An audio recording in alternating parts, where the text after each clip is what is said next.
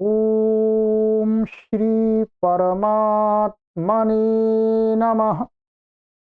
ओम श्री गुरुभ्यो नमः। ओम श्री ऋषिभ्यो नमः। ओम सहनाववतु सहनौ भुनक्तु सह वीर्यं करवावहै तेजस्विनावधीतमस्तु मा विद्विषावहै। ओम शांति शांति शांति।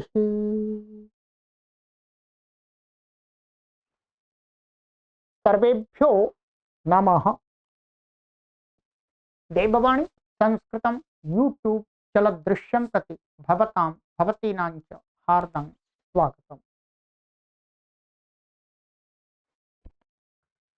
मित्रों, काशिका वृत्ति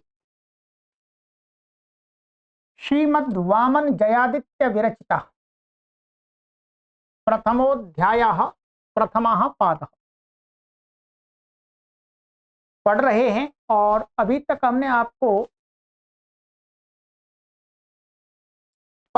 24 कक्षाएं पढ़ा दी हैं। आज हमारी कक्षा संख्या है पंचविंशतितम, 25वीं कक्षा है। ठीक है,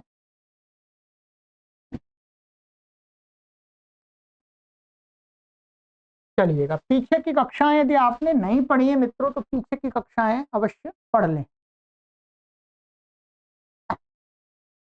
और कोई कठिनाई है, कोई प्रश्न, कोई शंका आपको उपस्थित होता है तो आप यहाँ पर हमसे व्हाट्सएप पर पूछ सकते हैं। निःशुल्क आपको समाधान दिया जाएगा, कोई चार्ज नहीं लिया जाएगा। ठीक है, चलिएगा आगे पढ़ना आरंभ करते हैं मित्रों।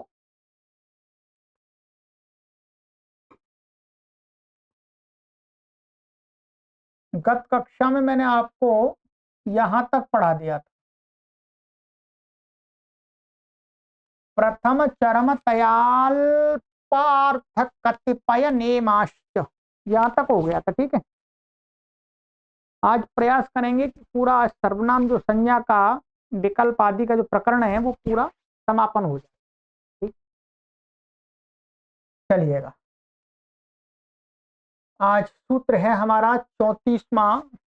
पूर्व परावर दक्षिणोत्तरापराधराणि व्यवस्थायाम संज्ञायाम। ये जो अष्टाध्यायी में सूत्र है, यही ही क्या है वास्तव में महर्षि पाणिनि ने अपने सर्वादि गण में भी पढ़ा हुआ था, हमने आपको बताया। ठीक है, ये जो पूरा ऐसा कैसा ही सूत्र वहां पढ़ा हुआ है, अर्थात इसकी सर्वनाम संज्ञा तो पहले कर दी है।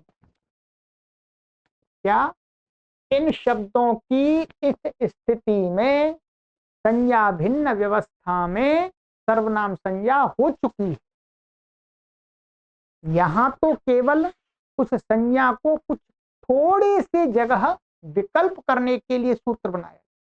ठीक है, आइएगा। पूर्व पर अवर दक्षिण उत्तर अपर अधर इत्येतेषां गणे पाठात् पूर्वेण नित्यायाम सर्वनाम संज्ञायाम प्राप्तायाम जसि विभाषारभ्यते। सरल है। इन शब्दों का गण में पाठ होने से पहले ही नित्य सर्वनाम संज्ञा प्राप्त है होने पर जस के विषय में विकल्प किया जा रहा है। पूर्वादीनि विभाषा जसि सर्वनाम संज्ञानि भवन्ति व्यवस्थायाम संज्ञायाम।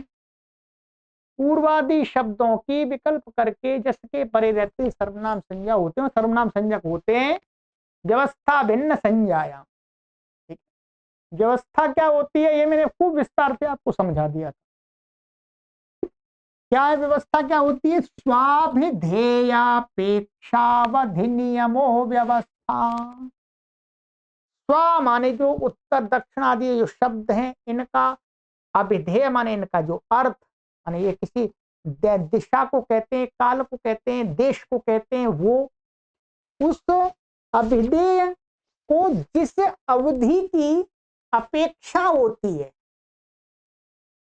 माने जो अपेक्षा करना, ये निश्चित अपेक्षा करना कि ये यहां से ये उत्तर है, यहां से ये पूर्व है, तो यही क्या होता है, व्यवस्था। ये समझा दिया था आपको, ठीक है।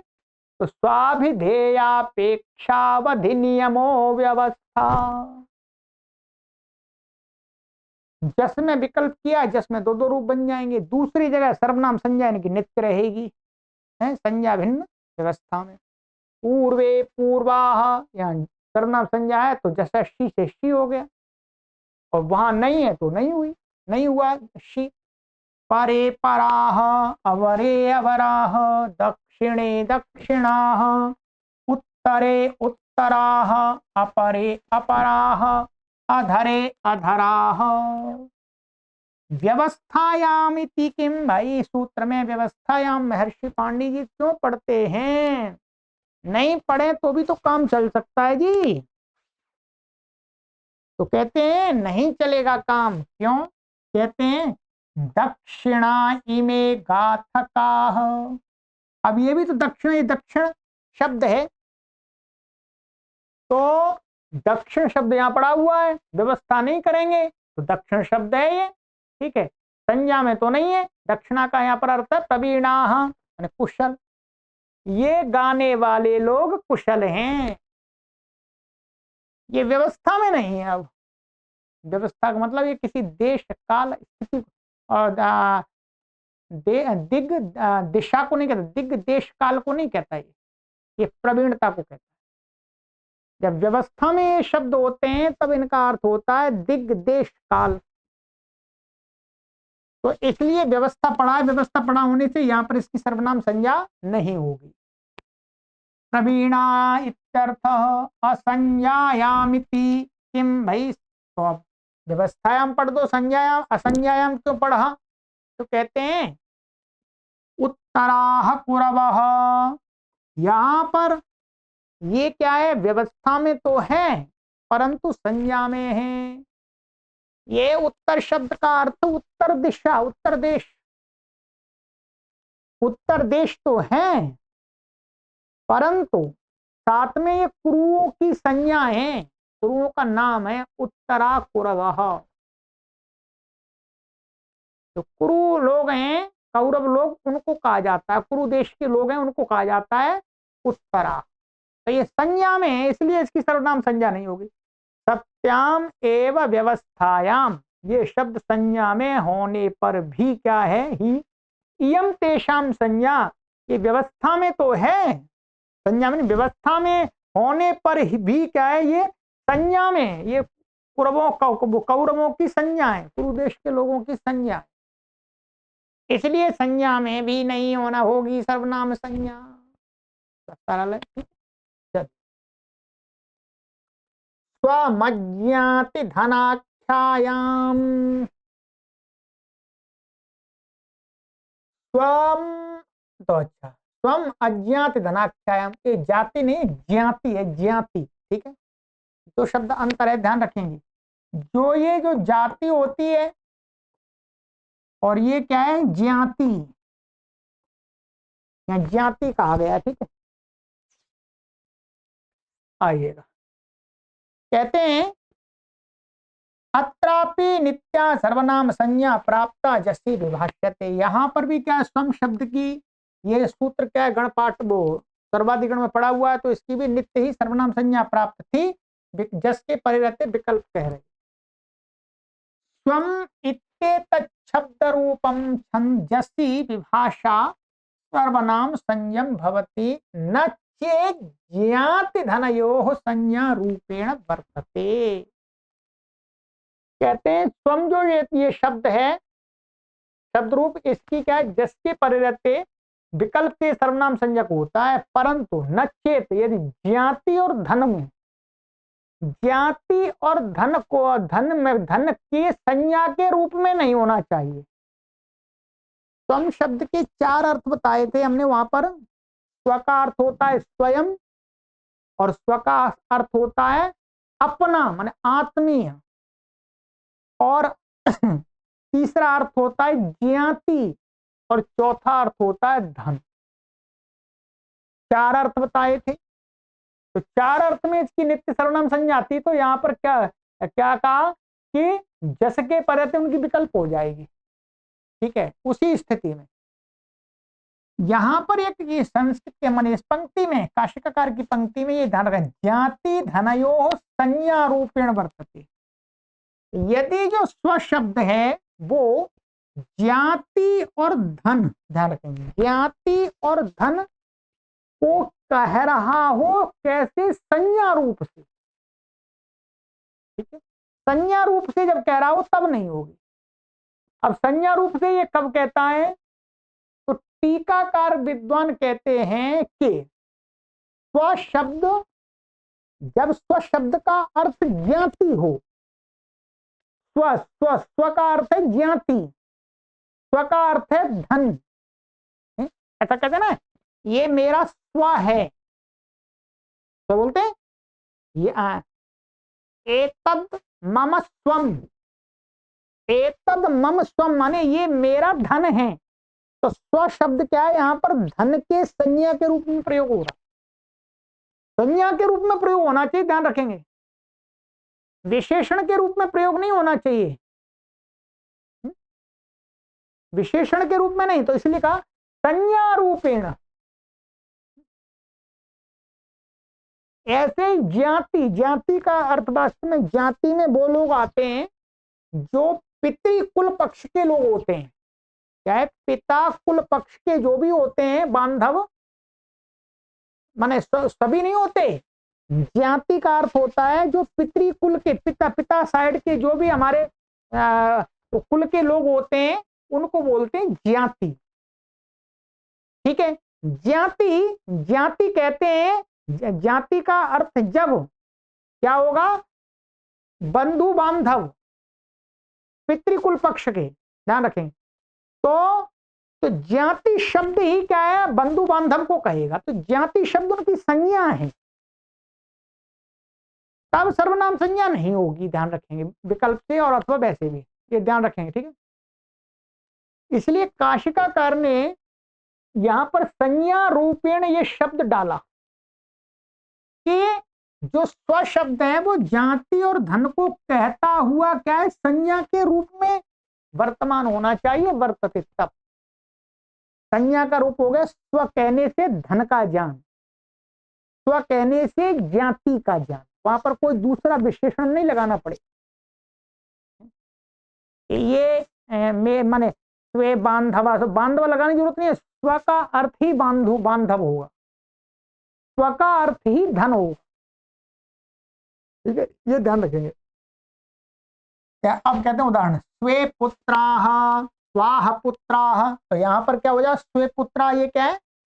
आत्मीयाः इत्यर्थ, माने अपने पुत्र। ठीक है, स्वे गावः स्वा गावः, यहाँ पर वास्तव में संधियां हैं। ये तो अब सब बहुत प्रौढ़ संस्कृत हो गई, अब तो ये तो आपको समझ में आना ही चाहिए। ठीक है, तो यहाँ पर जहां विसर्ग का लोप हो जाता है तो स्वागावा दिखाते हैं, स्वाहा गावा नहीं दिखाएंगे।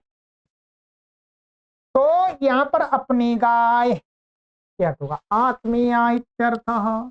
ज्ञाति प्रतिषेध किम, ज्ञाति और प्रतिषेध, ज्ञाति का प्रतिषेध क्यों किया? भाई ज्ञाति का प्रतिषेध क्यों किया?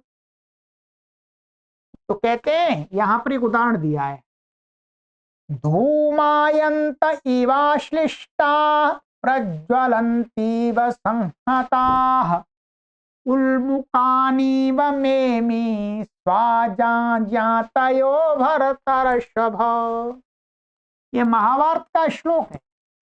यहां जो ये स्व शब्द प्रयोग हो रहा है वो ज्ञातिवाचक है। क्या है? ज्ञातिवाचक। धूमायंत इव श्लिष्टाः प्रज्वलन्तीव संहताः उल्मुकानी, उल्मुकानी इव मे अमी, ये अपने माने मेरे, ये अपने ही सब तो जहाँ भरत ऋषभ, हे भरत श्रेष्ठ, ये अपने लोग ही यहाँ पर आपस में धूमायंते माने माने क्या कह सकते हैं, यहाँ पर अपनी अपनी पताओं को लहरा रहे हैं। और किसके लिए? प्रज्वलंती संहता माने एकदम जलती हुई। ठीक है, तो यहाँ मुख्य रूप से उल्कानी उल्मुकानी इव, ये उल्मुकानी ये सभी इसी का विशेषण है। तो स्व जाता है, तो स्व यहाँ पर क्या है? ज्ञाति अर्थ में वर्तमान है, इसलिए इसकी सर्वनाम संज्ञा नहीं होगी। बस इतना ही अर्थ है इसका।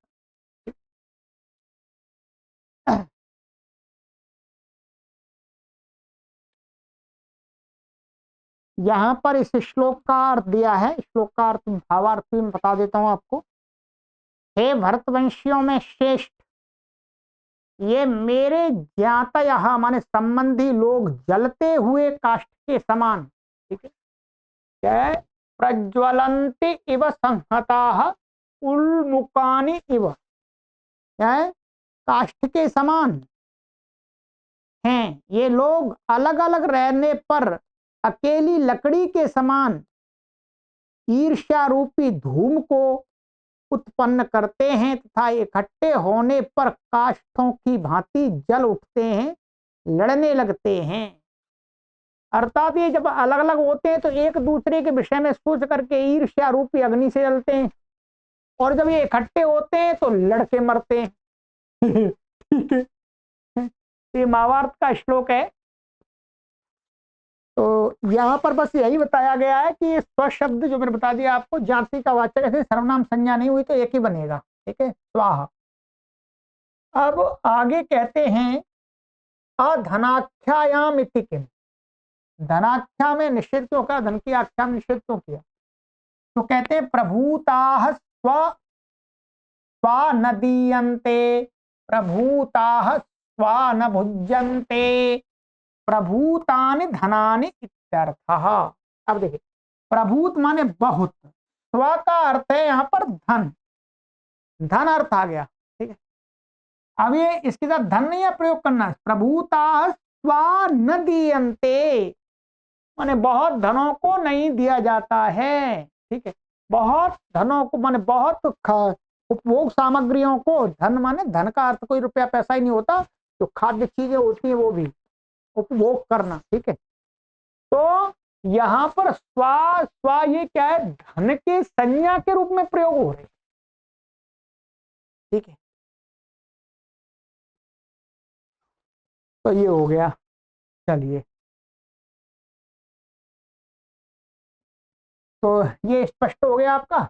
अब चलते हैं आगे, बस अंतिम सूत्र है इसका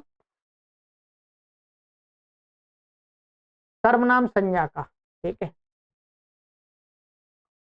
अंतरम बहिर्योगोपसंज्ञानयोः, अत्रापि पूर्वेण नित्या सर्वनाम संज्ञा प्राप्ता सा जसी विभाष्यते। यहाँ पर भी क्या है, कोई वो सर्वाधिगण में ये भी गण सूत्र पड़ा हुआ है ऐसा ही। तो अंतर शब्द की वहां पर हमने क्या, बहिर्योग और उपसंज्ञान। अब सुनो, कटी से नीचे पहनने जाने वाले वस्त्र के अर्थ में को क्या कहा था? सर्वनाम संज्ञा। यहाँ पर जस के विषय में विकल्प किया जा रहा है, बस और कुछ नहीं। अंतरम इत्येतत् शब्द रूपम विभाषा जसी सर्वनाम संयम भवति बहिर्योग उपसंज्ञाने च गम्यमाने। अंतर इस शब्द की विकल्प से जस के परिरते सर्वनाम संज्ञा के होता है। यदि बहिर्योग, बहिर माने बाहर के अर्थ में, बाहर के साथ संबंध लग रहा हो, उपसंज्ञान, उपसंज्ञान का अर्थ है कटी से नीचे पहनने वाले वस्त्रों के अर्थ में प्रयोग हो रहा हो तो। अंतरे गृहाः, अंतरा गृहाः। अंतरे का अर्थ यहां पर क्या है? गांव से बाहर के घर। यहां अंतर शब्द किसमें आ रहा? बहिर्योग, बाहर के अर्थ में आ रहा। नगर बाह्याश् चांडालादि गृहा उच्यन्ते। नगर के बाहर जो चांडाल आदि लोगों के जो घर, उनको कहा जाता। अब भाई अभी तो वर्तमान में तो व्यवस्था पूरी परिवर्तित हो गई है, अच्छी बात है, होनी चाहिए, परंतु उस समय भी महर्षि पाणिनि के काल में भी एक छुआछूत वाली समस्या तो थी। ठीक है, इसको तो भाई ऐसे नकार नहीं सकते ना। बुराई थी, बुराई होती है, क्या परेशानी है, अब बुराई नहीं है वो। तो थोड़ा सा उस समय उतना शायद मुझे लगता है ये लोगों में भेदभाव अधिक था। ठीक है, तो जो चांडाल आदि माने जो, अब चांडाल आदि जो बता दिए हैं, तो उन लोगों के घर क्या वो गांव में नहीं रहने देते। ये तो हमने भी देखा था हमारे समय में जब हम छोटे थे गांव में, कि भाई जो आज हम उनके लिए वो शब्द प्रयोग नहीं करना चाहिए, जो सफाई आदि करते हैं उन लोगों के घर गांव के अंदर नहीं हुआ करते थे, गांव के बाहर उनके घर बनाते थे वो लोग, खेतों में दूर जा करके वहीं पर वो सुअर आदि का पालन करते थे। आजकल तो पूरा बदल गया, आजकल तो सुअर पालन तो एक बिजनेस बना लिया लोगों ने।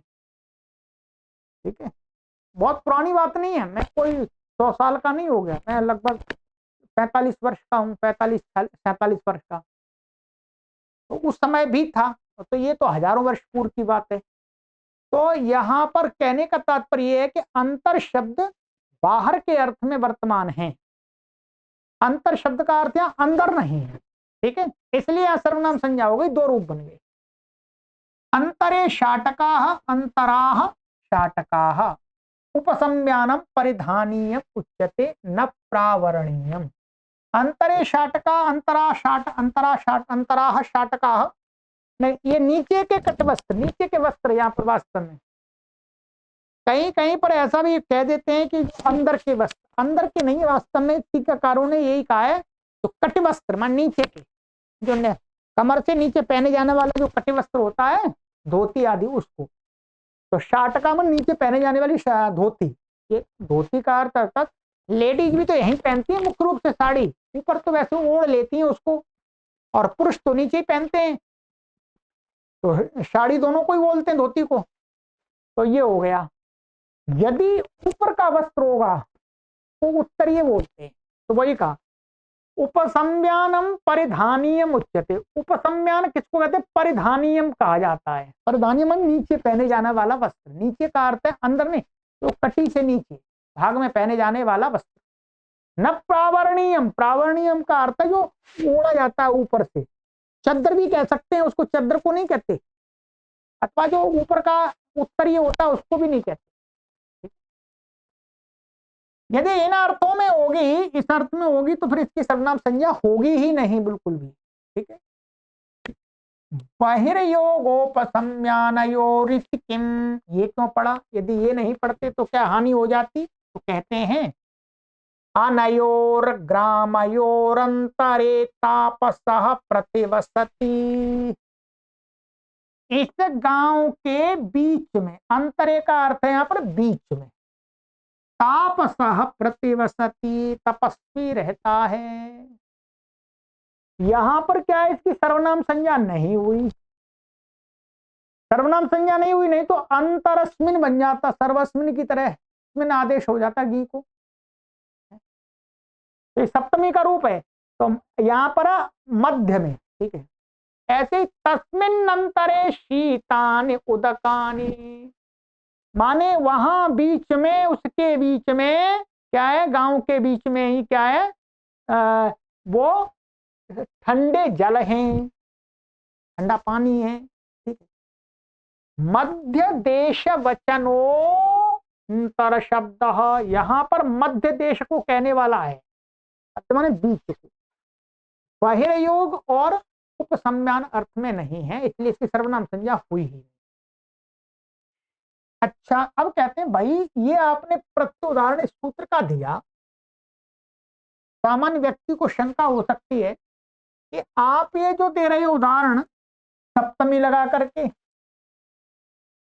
और ये सूत्र तो सप्तमी में कार्य नहीं कर रहा, ये तो विकल्प करने के लिए है ना, ये तो विकल्प करने के लिए है।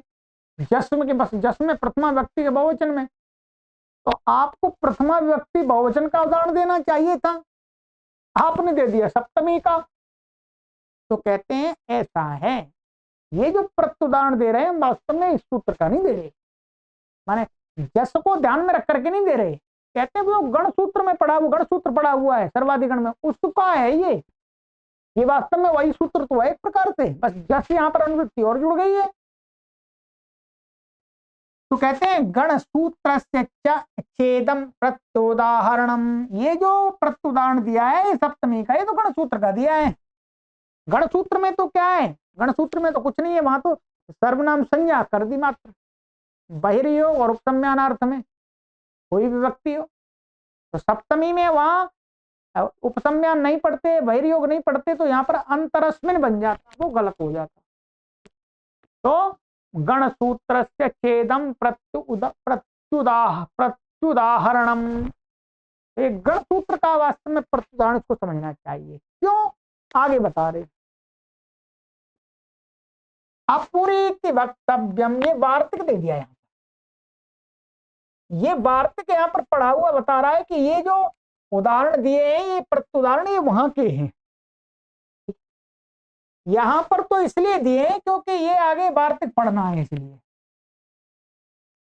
का अपुरीति वक्तव्यम, वहां पर गण सूत्र में जो पढ़ा हुआ है सर्वनाम संज्ञा की गई है, यदि वहां ऐसा और कहना चाहिए कि पुरी माने पुरी का विशेषण होगा तो भी इसकी सर्वनाम संज्ञा नहीं होती है, ठीक है।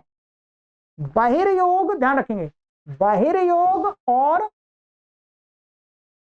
उपसंज्ञान अर्थ होते हुए यदि वो पुरी का विशेषण बनेगा, पुरी के साथ लगेगा, ठीक है, नगर से बाहर, नगर पुरी से बाहर इस अर्थ में, तो उसकी सर्वनाम संज्ञा नहीं होगी। ये कहना, अंतरायाम पुरी वसती, तो अंतरायाम पुरी वसती, तो यहां पुरी, ये पुरी का विशेषण बन गया। क्या बन गया कि जो अंतरायाम पुरी माने बाहर नगर में बसता है, क्या है, बाहर पुरी माने बाहर जो नगरी है उसमें बसता है, बाहर की नगरी में बसता है, ये अर्थ है।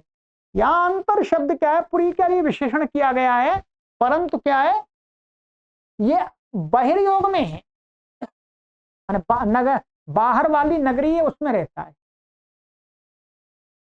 तो बहिर्योग होने से यहां पर तो सर्वनाम संज्ञा प्राप्त थी, तो का वार्तिक से नहीं, अपुरीति वक्तव्यम, पुरी का विशेषण बहिर्योग हो तो नहीं होगी, ठीक है, ये हो गया। तो यहाँ पर सर्वनाम संज्ञा नहीं हुई, ये क्या है, अंतर शब्द था उससे टाप आ जाता है। तो ये परिभाषा में भी आपको पढ़ाया था कि सूत्र में लिंगम अतंत्रम, सूत्रे लिंगम अतंत्रम, सूत्र में शब्द है पुल्लिंग पढ़ा है वो स्त्रीलिंग का भी ग्रहण कर लेता है, स्त्रीलिंग पढ़ा है तो पुल्लिंग का भी ग्रहण कर लेता है, नपुंसकलिंग का भी कर लेता है। इसलिए सूत्र में अंतरम शब्द तो नपुंसकलिंग पढ़ा हुआ है, परंतु अंतर पुल्लिंग का भी ग्रहण कर लेता है और स्त्रीलिंग का भी कर लेता है, इसलिए यहाँ पर का अंतरायाम उदाहरण दे दिया, ठीक है। चलिएगा, ये हो गया। आगे कहते हैं, ये वार्तिक था, ठीक है। अपुरीति वक्तव्य माने पुरी को छोड़ करके कहना चाहिए सर्वनाम संज्ञा, ये जस संबंधी नहीं है, ये तो उसी संबंधी सूत्र गण सूत्र संबंधी है। विभाषा प्रकरणे तीयस्य वागित्सु सर्वनाम संज्ञेत्युपसंख्यानम, कहते हैं ये भी वार्तिक है कि विभाषा के इस प्रकरण में सर्वनाम संज्ञा जो तीय प्रत्यय है, तीय प्रत्यांत जो शब्द है, द्वितीय तृतीय यही तो है, तो तृतीय प्रत्यय की क्या गित प्रत्यय के परे रहते, गित प्रत्यय के परे रहते क्या कहनी चाहिए, विकल्प से, इसकी तो प्राप्त ही नहीं थी सर्वनाम संज्ञा, ती प्रत्यय की तो प्राप्त ही नहीं थी। तो का गित प्रत्यय के पहले विकल्प से कहनी चाहिए सर्वनाम संज्ञा इत उपसंख्यान, माने उपसंख्यान माने कहना चाहिए। तो क्या हो जाए, जैसे द्वितीय शब्द द्वितीयस्मै, और जब नहीं हुई सर्वनाम संज्ञा द्वितीयाय, राम के समान बन गया और सर्व के समान बन गया। तृतीयस्मै तृतीयाय, ठीक है जी। अब इसमें कोई भी एक शब्द भी ऐसा नहीं रहा जो मैंने आपको विस्तार से नहीं समझाया, वो पूरा समझा दिया। अब यहां पर एक बात मैं आपको और बताता हूं, जो ये अंतर शब्द है, अंतर अंतर शब्द यहां पर दो अर्थ बता दिए। क्या बता दिए? दो अर्थ, वो बहिर्योग और उपसंज्ञान। परंतु इसके ध्यान रखेंगे, ये है अंतर शब्द के 13 अर्थ होते हैं। ध्यान रखें कितने? 13 अर्थ में आपको बता देता हूं, ठीक है।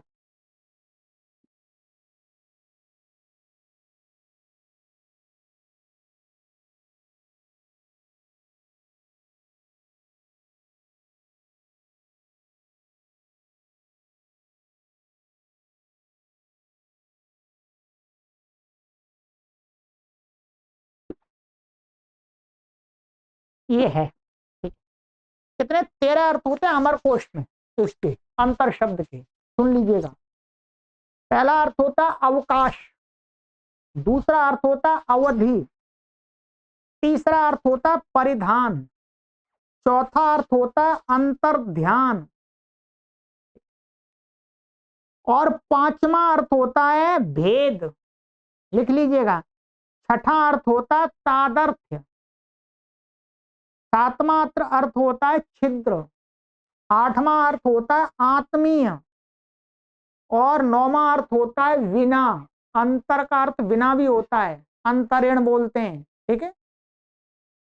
और 10वां अर्थ है वाह्य, 11वां अर्थ है अवसर, और 12वां अर्थ है मध्य, ठीक है। और 13वां अर्थ है अंतरात्मा। अंतरात्मा को भी अंतरात्मा को भी अंतर बोलते हैं। ये अर्थ है। तो इसमें से बाह्य और परिधान अर्थ में तो यहां इसकी क्या हो गई थी? सर्वनाम संज्ञा। इससे भिन्न जो 11 अर्थ है इसमें इसकी सर्वनाम संज्ञा नहीं होती है। ये मैंने अमरकोश का आपको बता दिया। अमरकोश में ये शब्द इतने अर्थों में प्रयोग है। अब इसमें तो दिया नहीं है, काशिका में, टीका में भी नहीं दिया, ठीक है। कुछ तो मैं आपको विशेष बता ही रहा हूं। ठीक है। तो मित्रों, ये सर्वनाम संज्ञा का विधान, निषेध, विकल्प, सब कुछ इसमें आ गया। बस इतने ही सूत्र हैं। अब हमारी नई संज्ञा आएगी अव्यय संज्ञा, बहुत प्रसिद्ध है, ठीक है। अष्टाध्यायी में हमने क्या बताया था? केवल यही पढ़ा दिया था। अब अव्यय, अब ये गण में, गण भी हम यहाँ पर पढ़ते हैं, ठीक है। ये लाभ है। चलिएगा, तो अब अगली कक्षा में मिलते हैं। आज की कक्षा में नहीं, इसका शुभारंभ करेंगे अव्यय। यहाँ पर व्यय नहीं करेंगे, अब अगली कक्षा में ही व्यय करेंगे। सर्वेभ्यो नमः।